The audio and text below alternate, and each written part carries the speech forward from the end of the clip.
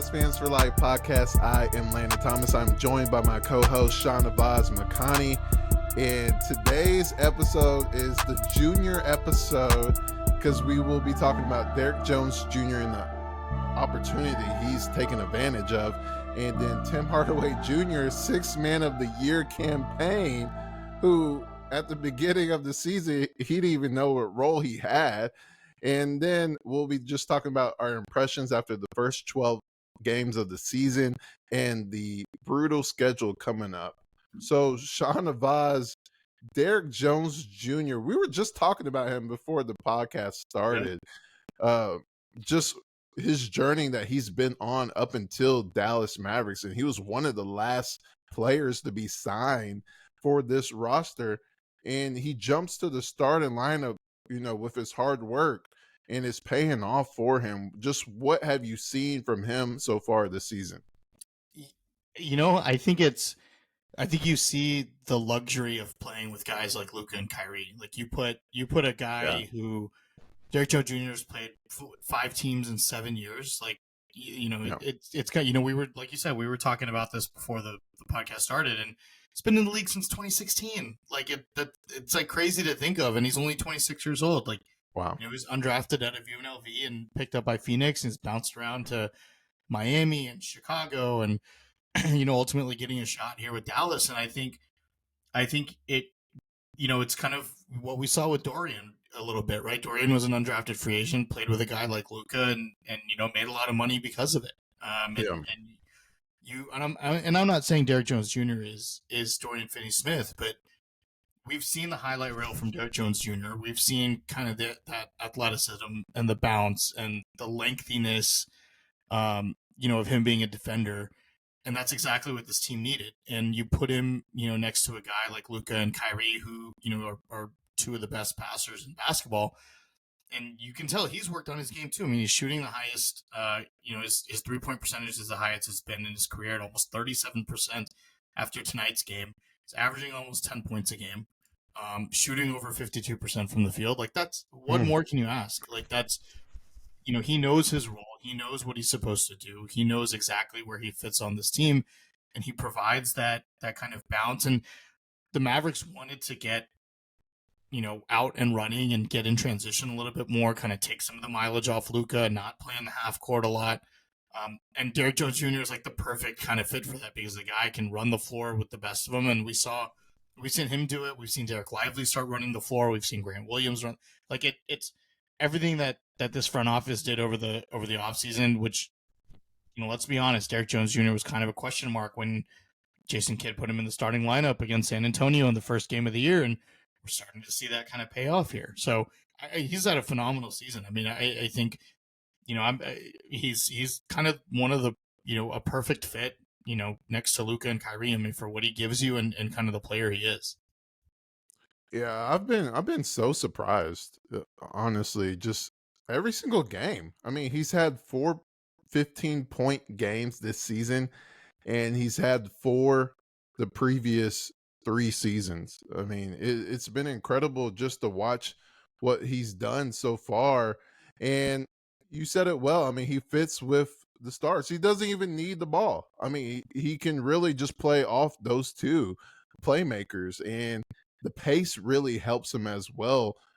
He can play that fast-paced basketball that you want to play this season, and it just helps Luka and Kyrie as well, just having someone who can knock down shots. So you really kind of go back. I really don't want to talk about that season so much, but you kind of go back to that Western Conference Finals run where you have 2 playmakers, you have 2 guys who can hit threes, and then you have a guy who can really play pick and roll with Lively the second in that Dwight Powell role. So it's really helped them so far. And Derrick Jones Jr., you said it. He's really improved his 3-point shooting. I think that's what's helped him the most out of anything, is because you just look at the previous seasons or just look at his career overall, and the 3-point shot wasn't really there. He didn't take that many shots, first of all, and he didn't make that many shots. So just seeing him take more shots, have the confidence to take them, and then make them. I mean, 36 0.7% from from the 3-point range is honestly the best case scenario for Derrick Jones Jr. Especially for a guy who was shooting it at like 32%, like a 4%, 5% increase year over year. I mean, that's amazing. Like that's like a significant improvement, right? And you brought up the games where he scored over 15 points. I mean, other than the Chicago game, which the Mavericks still won that game, he scored 17 and had 5. He shot 33% from 3, but he took 9, right? So he's not scared to let it fly. Like, he's got confidence in the shot. Luka and Kyrie clearly have confidence in him to be able to get him the ball and let him take some of those corner threes. And the other games where he scored over 15, he shot 60% from 3 against Toronto. He shot 67% against from 3 against Memphis, 40% against Washington. So, he's seizing his opportunity, and we talked about it with Josh Green, right? Like, when you get put in a situation where you have a chance to take, to show the coaching staff and say, you know what, like, you're giving me this chance, I'm not going to give it up. Derrick Jones Jr. did exactly that. Like, he could have folded, and he could have, it could have been a situation where they're flip-flopping Josh Green and Derrick Jones Jr. every single game and trying to figure out, like, hey, who are we going to play? Much like last year, where it was like, do we start Tim Hardaway? Do we start, we just kind of flip-flopping within the rotation, and he's completely seized the starting job, and I don't see him giving it up the rest of the season the way he's been playing. And you just brought up a good point, alluded to with Jason Kidd. This season, he's really defined the roles of these players. Like, Derrick Jones Jr. is not a matchup type start. He is the starter. He started 12 games. I mean, if he has a bad game, he knows it's going to be okay. He's going to be ready the next game and prepare. And I honestly really like him because he's just a chill dude. His post game presses and just seeing him talk and respond to questions. I mean, he tells it like it is, but in a very calm, just a laid back dude. And I really like that because he really just comes to work and does his job, and he knows no one can jump with him, and he knows this is the season he's talked about it. This is the season we're going to talk about him, which we're doing now. And as the season progresses, he'll eventually get his name talked about nationally just from the Mavs success that they have this season. It's incredible to see. It also points me back to his contract. I mean, he's on a 1-year deal. There's no second year. He's on a prove it deal. There's no options here. I mean, you got to play. If you want the bag, you got to play for the bag. You just mentioned he's 26, and the journey that he's been on, bouncing from team to team, being a good role player, but not playing. He's pretty much a part-time starter, just an energy guy, but now he's actually a good role player. Does that concern you a little bit? It does. Anytime a player is a free agent, especially on a 1-year deal, it's kind of, that there's something, behind, like, they're going to have a little more fuel, right, to prove themselves and make sure that they're, they've got a chance to get the bag. But I think it's funny because we talk about in the NBA, all these super teams and players teaming up with their guys and stuff like that. But I have a real hard time believing that if you're a player like Derrick Jones Jr., who, was undrafted, just bounced around team to team, you finally found a good fit for you. Like, yeah, I have a hard time believing he's going to sacrifice that. Like, Luka's here for the long term. Kyrie's here for the long term. Grant Williams is signed for the long term. Lively's a rookie. Omax is a rookie. There's a solid foundation, in Dallas. And, there's going to be some ancillary moves here and there. Is it Josh Green gets moved, Tim Hardaway Jr., who we'll get into. There's going to be some small changes like there is to every NBA team, right? But if you're Derrick Jones Jr., like, this is the best you've played in your career.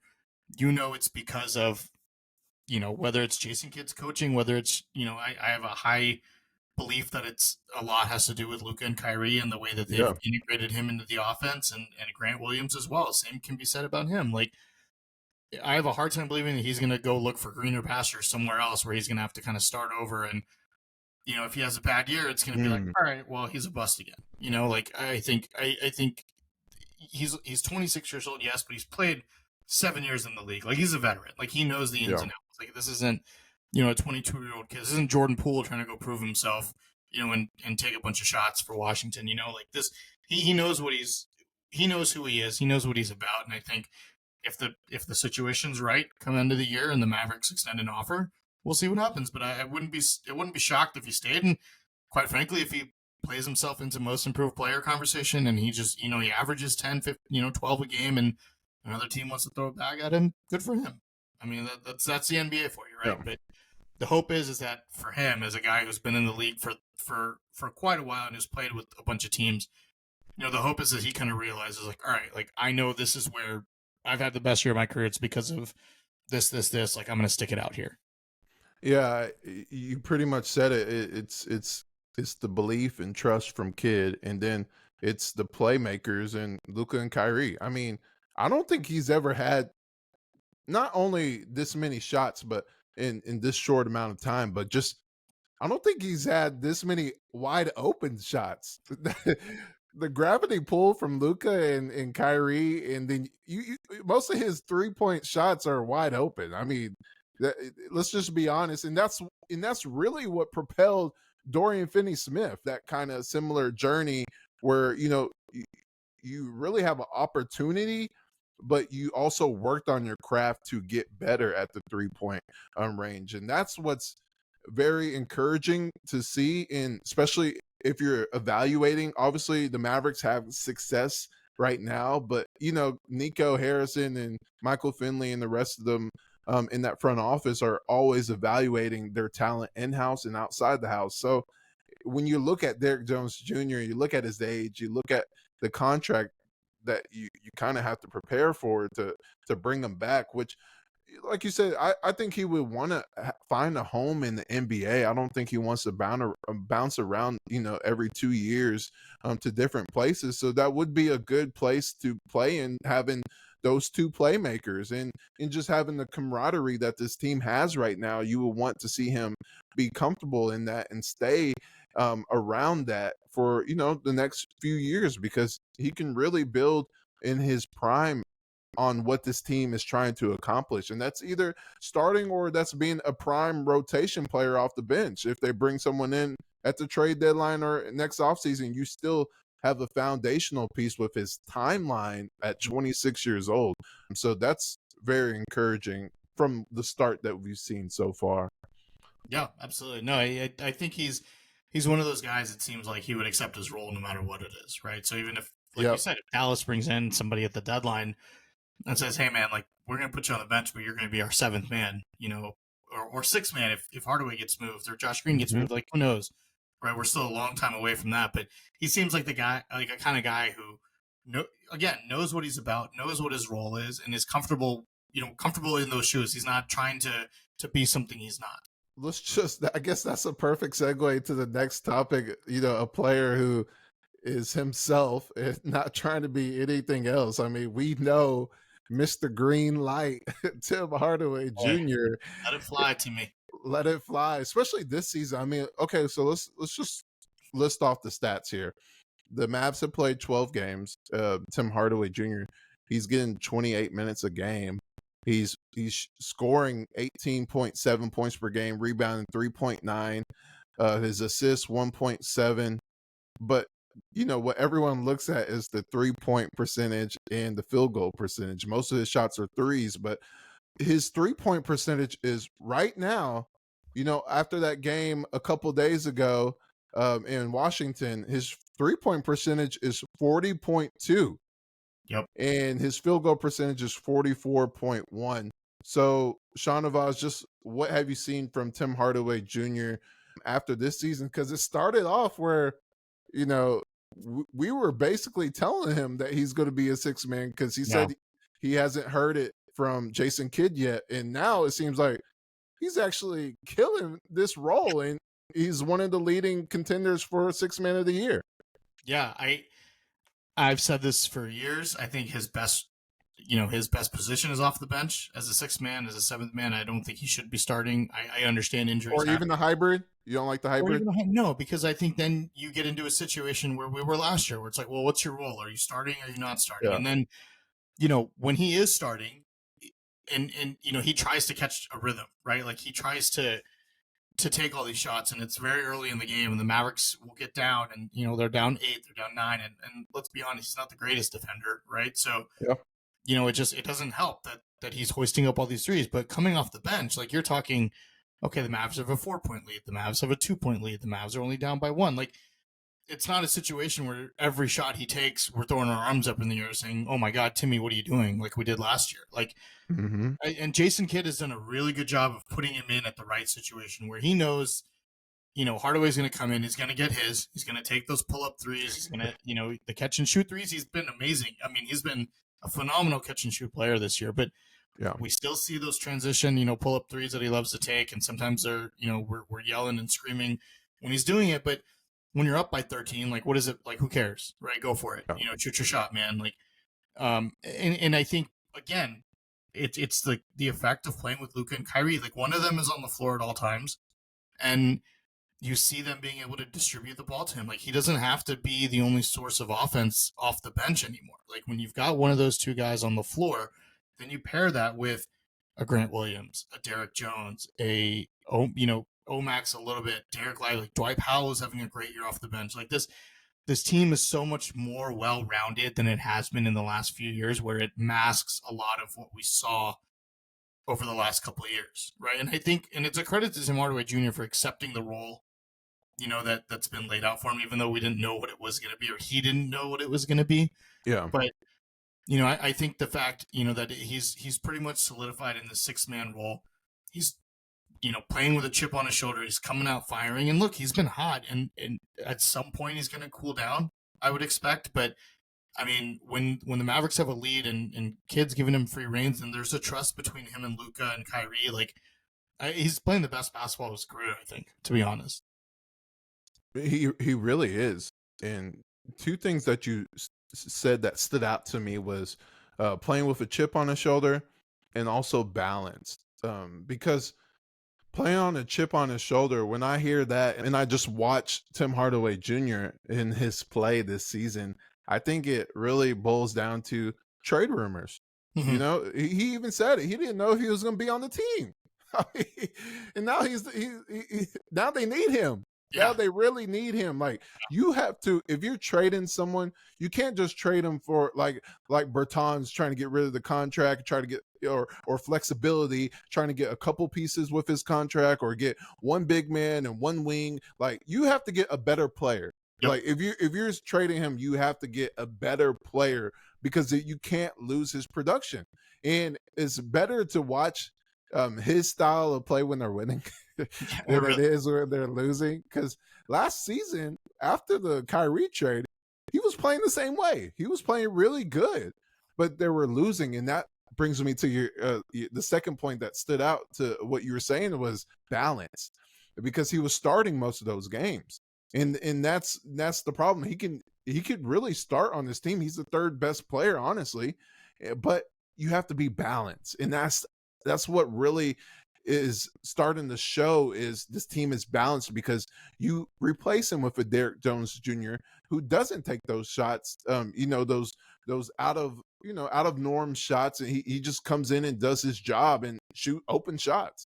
But Tim Hardaway Jr., he has that green light, because he's usually only playing with one of the playmakers, and he can take those shots. And this year he's making them. So there is going to be a slump. There's going to be a time where he's not making them, but you love to see the confidence and actually knowing his role now. Like, okay, so like, now I am the 6th man. It is what it is. I'm not a hybrid. I know I can be a hybrid because I was in my whole Dallas tenure, but at the same time, we're winning, and I get the same amount of shot attempts. I get the same amount of minutes. Okay, I could do this. And like you said, they're putting him in great situations. Like, you're not coming in there where you're down 10, you're down 12, or if you start, and because we've seen it, they've had bad starts this season.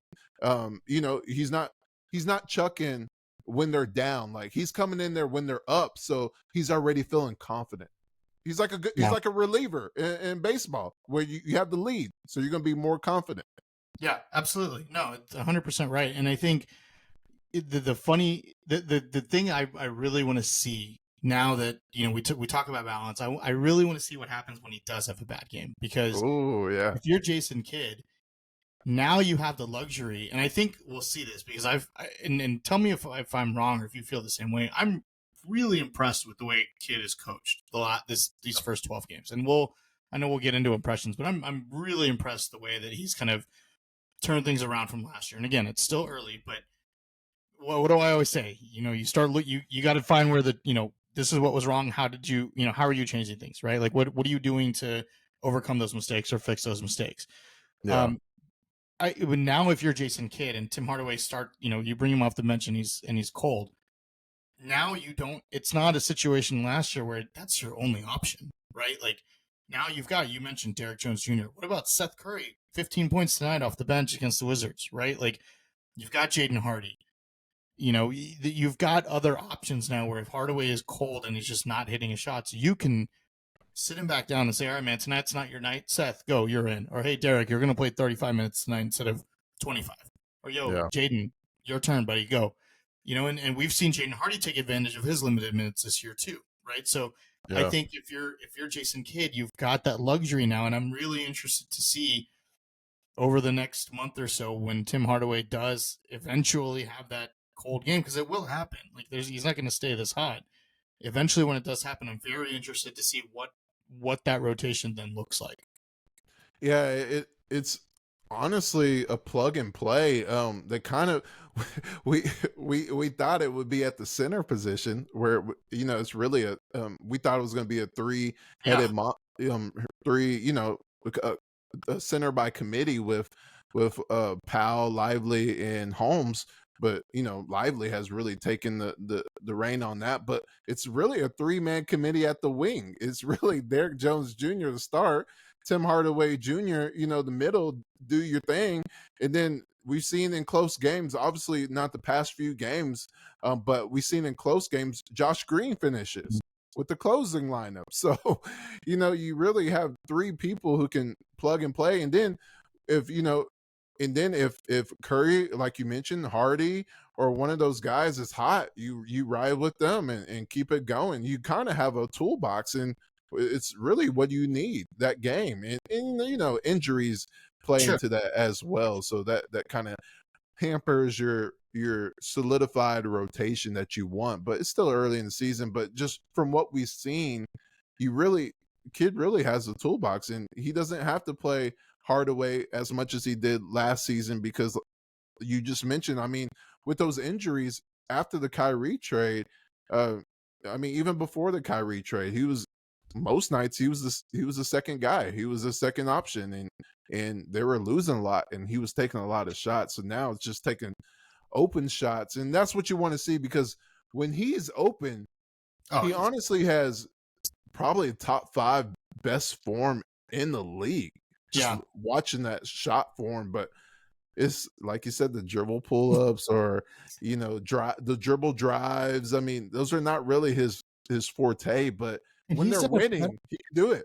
Yeah, he's done a better job at getting to the line too. He missed his first 3 free throws of the season, like the last 2 games, last night and tonight. So yeah, he's shooting over 90% from the free throw line. Like he's doing a good job of getting there, and I'm really happy. And I completely overlooked this, but Kyrie obviously missed tonight's game against Washington. Jason Kidd could have easily said, "Yo, Timmy, you're going to start. Like you're having this crazy season. We're going to put you in the starting lineup." No, what did he do? Put Josh Green in there. Why? Timmy's been great off the bench. Like keep him that way. Like keep him coming off the bench. It's clearly working. Like it's very. It's a good sign to see that Jason Kidd didn't say, you know what, let me just put Tim Hardaway Jr. in there, because Josh Green didn't have a great game against Washington offensively, right? 0 for 4, all from 3. But if Tim Hardaway Jr. had started, like who's to say he wasn't, he wouldn't have, shot the ball worse, right? Or would have had 12 points instead of what, in over the 20s. Like he wouldn't have shot the ball that well. And then what do you do off the bench? Like is Seth, you're going to play Seth 30 minutes off the bench? Like, all these, there's a trickle down effect of all of this, right? Mm-hmm. So I think the way Kidd has to manage his lineups tonight was a perfect example. Kyrie's out. Let's go plug in Josh Green, keep Timmy off the bench, and keep going with what's working right now. Yeah, I think, I mean, when you look at it, who's really in competition? I mean, Karis LeVert is probably one of the only ones that's in competition with him. He's averaging 19. He's having a great season off the bench. But when you look at others around the league, I mean, I think it's just Hardaway and Karis LeVert right now leading that competition. And you're obviously going to take wins into factor. I mean, Cleveland's off to a bad start, but still early. We'll see how both teams finish, or we'll see if anyone else makes a huge jump. But right now, I mean, and He's got those are two yeah, players that go in slumps, and and then they he's have highs. averaging over 18 a game coming off the bench. Like I know Matherin averaged what, like almost 20 last year for Indiana, like off the Yep. bench. Like those are crazy numbers, right? I mean that's wild. And we talked about this a couple years ago. Who was it? We were saying um who somebody should have didn't we say it was like Derek White should have been nominated? We're he started half the games for Boston and half were off the bench. Like that doesn't count. Like you got to be Yeah. a true bench player, right? And Hardaway's look right now. I agree. I think he's a leading candidate, but it's really early to tell. But if he keeps this up and if he averages over 15 a game, I'll be happy. Like I assume That's what it really boils down to. It is how many points a game and how many, and what's the percentage and if he's this from the free efficient, throw. if he's shooting over 38% from three, I'll take that every single day. Yeah, it's going to be interesting to see how it plays out the rest of the season. It's going to be interesting to see if he's still here, but Yeah, he's yeah, playing like he should be. yeah. And you know what? That the way the Mavericks have constructed their roster now gives you options because now you can look at if you're in a playoff push come February and you say, you know what, we've got to keep Hardaway, like just the Yeah, way he's playing off the bench, but we've got to make upgrades other places. Well, guess what? Now you've got young players like a Jaden Hardy, like a Josh Green that are under contract that you can potentially move with other first round picks over the summer. Do you make the decision to re-sign Hardaway to a team friendly deal, right? Will he come back for 2 years, 25 million, right? Like less than he's making now. And yeah. then again, you utilize some of these younger assets, plus you'll have access to all your draft picks. Do you go make another big swing for a third star, which quite frankly, I don't think this team needs right now. I think the way that they're balanced, I think is great. We've seen this whole 3-star theory like not work out. Look at what's happening in LA with the Clippers. Phoenix can't stay healthy. Like you need Yeah. two like really, really good great players and then perfect role players around them. Look at how did Denver win the title last year? You had Nikola Jokic, your superstar, Jamal Murray, your all-star, and then fantastic role players all around them. Like that's how you have to build your team for sustained success in the NBA, and that's what Dallas has done. Doesn't mean they're going to win the title this year, but if you're going to keep that up, now with this roster and the way that you've built it, you've got options to move some of these pieces and kind of figure out how to mold this all together to get us back to a title. Yeah, and that's really the plan that you want to look at is Denver. I mean, Yeah, you said it best. And there's some other teams around the league, but just true, having two really good guys, and then a lot of great role players that shine in their role. And that's really the path they were on a couple years ago. But yeah, they took some hits. Brunson left, but they slowly and at the same time quickly got back to doing what they want to do. And it's good to see, because honestly right now when you look at this team, I mean, we both said it. We both predicted them to be 7th seed. And yeah. so what they're doing right now, if they can withstand it, or at least sustain similar success. I mean, if you can be a top 4 seed, or even let's just say top 5 seed, that's an incredible leap for what happened last season, where they didn't even make the play in and they tanked. I mean, let's just be honest. I mean, Yeah. they forked over the season and to get a good pick, and they got Lively, who looks like can be your center for the next 15 years. So, I mean, that sounds great to me. And then if they could just, I think they're one piece away, honestly. You can really make some noise. So it And just, it, And it, hats off to Derek Lively because he played 13 games at Duke yeah, last year and never scored more than 11 points. And he's played 12 games this year and has 2 games, one of 16, one of 17. yeah. And you said Unbelievable. it. You talked about Derrick Jones. I mean, just Lively is playing off of Kyrie and Luca. They're making his development so quick, where he's honestly, he doesn't have to be outside of his norm. He just be in the right spots and have your hand ready and grab rebounds, and your success is going to come to you. I mean, if freaking Wimby and Chet were in this rookie class, he would be he Oh would man. be looked at as one of the probably obviously the best big guy, but probably leading rookie of the year. I mean, He'll it's get just overlooked. He'll get overlooked just because it's Wemby and Chet, right? Like it's not going to matter what yeah. numbers they put up. It's And going to be Thompson with yeah, Thompson with Detroit. Detroit. I Yeah, I mean, mean, he's going to get overlooked just because the other two big names, Holmgren obviously got injured last year, so he's still a rookie technically, and Wemby is, but I think that's fine. Like he was overlooked in college. Like nobody thought he was going to be like great. He just showed out at the combine. He played 13 games. Like what do you expect to see, right? It's kind of like he fit a need. Let's just take him and see what we can do, But you put a player in the right situation and look what happens. and on the flip side, he was I mean, a consensus top 3 player in high school. Yeah, he was. A couple of the sites, he was number 1 or 2, and I mean, it just shows you the potential that he has, and also just playing with Luka and Kyrie, you could tell the next 5 years he's really going to grow quickly. Mm-hmm. It's not something where even us, we thought, hey, he'll be good in a couple of years, but like he's good now. Yeah.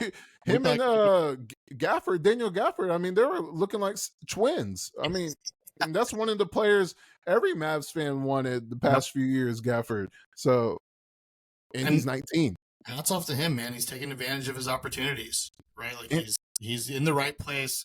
What do you have, like 3 alley-oops in a row today against Washington? Like just Grant Williams found him for a couple inside passes. Luka hit him on a couple alley-oops driving the lane. I mean, he knows where to be, when to be.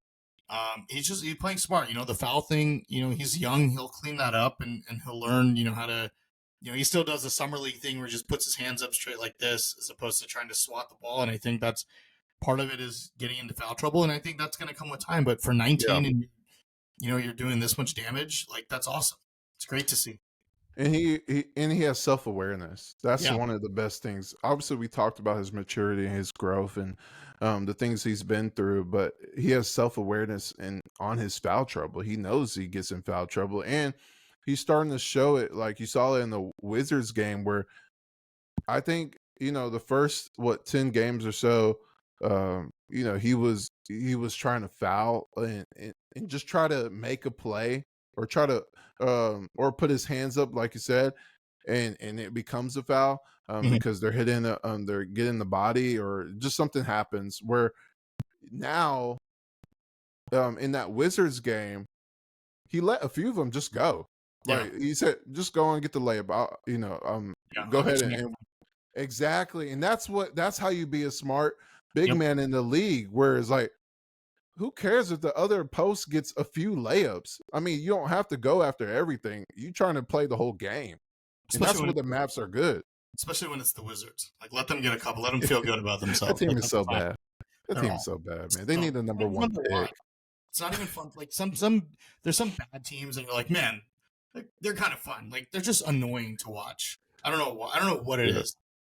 Well, it's because like their top players are all like 4th best guys on good teams, and then they have like 6 of the same type of guys. They have like 6 forwards. They're all the same type of guys. But I do like the rookie, but it's just, man, that team is bad. Yeah, okay, bad. So Shahnavaz, have you seen the schedule? The schedule is about to pick up. I mean, they're 9-3, which is great. That's the first, impression of 12 games, and we can go into detail on our impressions here. But before we get to that, what do you think about this schedule? So the next 5 games, they play the Bucks, the Kings, and that's a back-to-back. Mm-hmm. Then they play the Lakers and the Clippers. Those are on the road. So you have 3 out of 4 next games on the road against those quality teams, even though the records might show it, but they have the talent. And then the Rockets, who at the beginning of the year, we'll get an easy win there.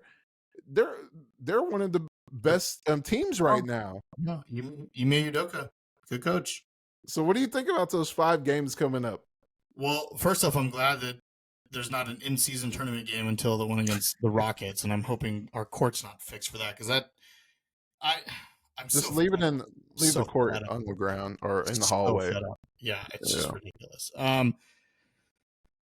Also, the travel schedule, like you're gonna fly to Milwaukee, fly back to Dallas to play the Kings, and then fly to LA. Like that's not easy. You know, that's a tough route to take. And you're not having practice; you're just playing games. No, you're just gonna go out there. You know, I look, it's a tough stretch. These are all like playoff teams. You know, other than the Rockets that the Mavs have to go through, and you know, former champions, obviously, in the Lakers and the Bucks. And neither of these teams, I feel like, are at their strongest yet. Like, we're still early in the year. Like, we've seen Milwaukee struggle a little bit this year. Sacramento just got De'Aaron Fox back. Yeah. You know, the Lakers, you know, LeBron's playing like 35 minutes a game. Like, that's not sustainable, like, for him. And then the Clippers are just a dumpster fire. But, hey, they went toe-to-toe with Denver last night, right? So, yeah. And they'll be at home. And they'll be at this home. time. Yeah. So it's a really important stretch. If Dallas can come out of the first 4 games, I'm not even going to count the Rockets game because those intercity. The Rockets are 6-3. They're a good team. Oh, they're not a good team, but Ime Udoka's got them playing hard. That's right? What I'm saying. And let's not forget, Dillon Brooks will. I do want to see Dillon Brooks versus Grant Williams. I think that's going to be a fun matchup, and I think those two are going to jaw at it because I bet Dillon Brooks is going to try to get under Luka's skin, try to get him a tech, and I like we've seen this year, Grant Williams is going to have his back, so that's going to be fun to see those two kind of chirping at each other. But those interstate rivalries. I mean, the Mavericks dropped a couple to Houston last year, dropped some to San Antonio the past couple of years when they haven't been good, and those are always kind of just. It's kind of like football, right? You play in your own division, you know the team really well, you know the players on that team really well. You know the staff really well because you've played against them for so long, especially in San Antonio. So it's kind of a lot. Like there's always some funky stuff that happens with those games. But yeah, if the Mavericks can split these first 4 games, if you take one against one of the LA teams and you take one against Milwaukee and Sacramento, great. Like I think that's ideal. Like I think you would honestly say going into this season. Before the James Harden trade, I think most people would have agreed that all 4 of those teams were better than Dallas coming into the year, right? I don't think there's any debate about that. So if you can go in and split, or if you can go 3-1 in those 4 games, you know that what you've been doing these first 12 games are legit, and you keep doing it. And the hope is that Kyrie's back. And he sat out against Washington with the foot injury, but the hope is that he's back. And if he's not, look, Timmy stepped up tonight. Who's going to be the other person to step up against, teams like Milwaukee, where now it's not just Giannis. You got to deal with Dame, and in Sacramento, you've got to deal with Sabonis and De'Aaron Fox. Like all these teams are going to have multiple stars that you've got to account for. So it's a pretty big test early on in the year for Dallas. Yeah, and to be honest, when I look at the schedule coming up, I'm just glad that that THJ is okay with that scare at the end of the Wizards game where Kuzma slid into his leg. On the broadcast they said he was okay and he will be able to play tomorrow against the Bucks. So that's good.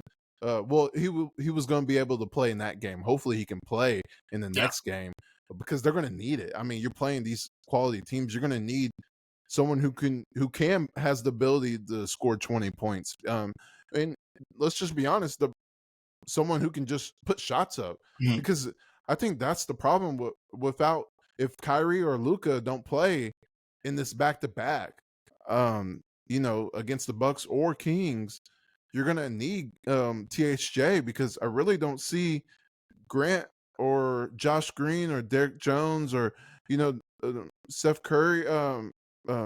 Maybe, but I don't see those guys creating their own shot, and that's the problem. It's not their game.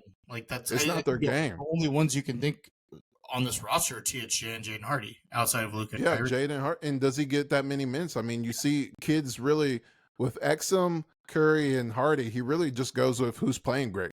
Yep. You know, in Wizards game, it was Curry's night, and Hardy didn't play that much. And So, I can bet we'll see a lot of Dante Exum against Milwaukee and Sacramento, because when you're for going up sure. against him and De'Aaron Fox, like, you're going to need a big bodyguard to stay in front of them. So I wouldn't expect to see Jaden Hardy much in either of those. Well, especially the Kings game, because they play with pace and Fox is fast. So Yes, you're going to need Exum to be on that pressure. And like you said, Dame, you're going to need someone to put those defensive pressure on those two. So I'm with you. They got to split these next 4 games, and they got to win the Rockets game for sure. So Yeah. they got to be 3-2 in this next 5-game stretch. And worst case scenario, they got to be 2-3, which will be fine as well. It's basketball, but they can't be 1-4. I mean, you can't go 1-4 in the stretch. No, especially with the season that they've had so far. You're 9-3, so if you go 3-2 and be 12-5, that's a great 17 game stretch of the season, and way ahead of what we've honestly thought they would be at. So okay, so that's the schedule coming up, and it gets even worse, honestly, because after that, I'm like, man, I mean, boy. Memphis is Memphis, but each game they're in, they're competitive. Yeah, OKC looks good. OKC. Then they have Memphis again. Minnesota looks good. Lakers, and then Minnesota. Nuggets, Clippers again. How many times are we going to play the Clippers this year? Was that 3 times already in the first 2 months? They might as well be in the division. Jeez. Okay, so we'll just go game by game. Yeah, seriously. As long as the threes are falling, Mavs will be fine. There you go. Mean, what we've seen so far, if the threes are off, just pray. Just pray. Yeah, there you go. So, Shahnavaz, last words of the pod. What's been we kind of talked about Derrick Jones Jr. and Tim Hardaway Jr., the junior episode, but what's been your just overall impressions? What has stood out to you the most from the 12 games this season thus far?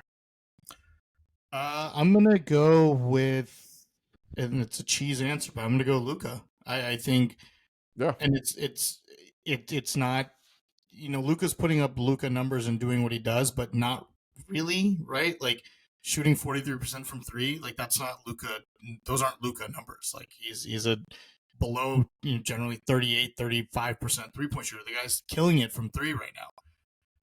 But I think you're seeing more hustle. We saw the play today in Washington where he airballed the 3 and ran for the rebound and got it back out to THJ for the, and Tim Hardaway got fouled on the 3. I mean, you're seeing a lot more hustle. You're seeing more communication between him and teammates.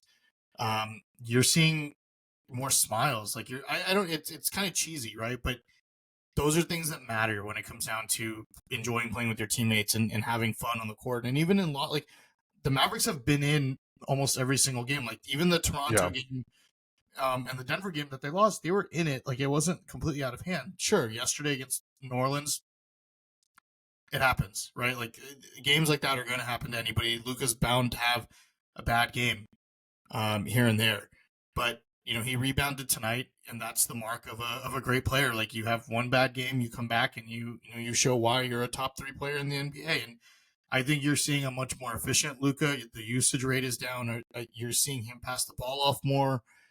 There's a trust in his teammates, I think, that we haven't seen in a long time. So if that keeps up and that maintains, that's going to be fantastic, down the stretch of the season. That's a good answer. I mean, it's an obvious answer, but it's a good answer because he has been hooping, and we don't have to wait for 12, 15 games to get him back in shape and start balling out. He's actually started hot. He might be one of the rare occasions where he loses all of the player of the weeks and then probably wins player of the month. Yeah. I mean, they always go for who's Jokic and Edwards. I mean, you really can't. You can't argue with that. But just what he's done as well is just those other two, they go undefeated that week. and the Mavs will lose one game. And So to him then, yeah. yeah. Also, So don't forget, I did say Luka was gonna have a vintage Luka game against the Clippers. I did tell you that. he did. It was on record. It's on record. He went ham. That game started and he was like, "Nope, I'm done. Get off the court." Hopefully he plays like that in the next 4 games. They're gonna need it. I guess outside of Luka and Derrick Jones Jr., because Derrick Jones Jr. was gonna be my pick for just his impressions, because I didn't think he was gonna play at all this season. Yeah, and unless this is garbage time minutes, and he's playing the meaningful minutes. Was he the last signing? Like, didn't we sign him like 2 weeks or like a week before training camp, or even into training? Like, he was the last. Yeah, he was one of the last ones, and he hasn't looked back, honestly. So if I didn't choose him, it honestly has to be Derek Lively. I mean, just from what he's done, and it's really crazy to think about, because this is what the Mavs needed. A big man. They also need a wing, but the biggest answer was a big man. We talked about Dwight Powell the past few years, and what they've needed, and they really got it in the draft, and they traded down, and they still got him. And his name, I think you've said it. I mean, he was the best rim protector in the draft, but his name was really in like the mid first round. No one had him as high as he went, and as high as the Mavericks target him with the initial pick, and he's panned out. Yeah, and a lot of that is the traditional center role is gone, right? But when on the right team and on the right fit, like, that role can still exist. Yeah, and not just what he's doing, but he's doing it on a rookie contract. So you have like 4 years. Yep. To until you really have to pay him, so you can have you have more flexibility amongst your roster. You don't have to worry about, oh, let's give Derrick Jones 10 mil. You don't have to worry about those type of decisions, or the trade deadline. We have let's get a guy with a big contract that expires in 3 years. You don't have to have that worry, because he's on a rookie deal, and he's going to be the starting center for you, not making much, where other starting centers are making so much more. So that's another thing. And once he figures out the foul trouble and he can play 30 minutes a game, I mean, it's really going to help this Mavs team. And because that's why it's the biggest surprise, because when you just see him, and I hate to go back to the comparisons, but you really see Tyson Chandler. Oh, yeah. You really see it when just the way he dunks, the way he grabs rebounds, the way he blocks shots, the way he sets picks. He's getting better at his picks, which is great too. Like, he's going to be just what he is now comparative to the second half of the season.